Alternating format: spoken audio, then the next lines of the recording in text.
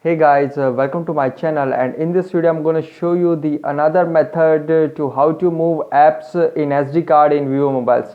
Okay, many of you ask me that in iManager you can't able to move apps in SD card. Okay, if you can't able to move apps in SD card in iManager app, okay, simply go to settings.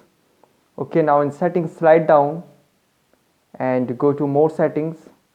Okay, now in more settings, here you can see applications, tap on it.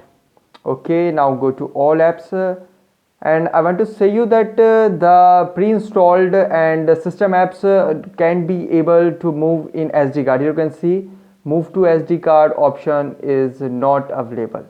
Okay, and if we talk about the installed apps and games, they are able to move to SD card. Here you can see move to SD card feature is available. Tap on it. Here you can see it is moving.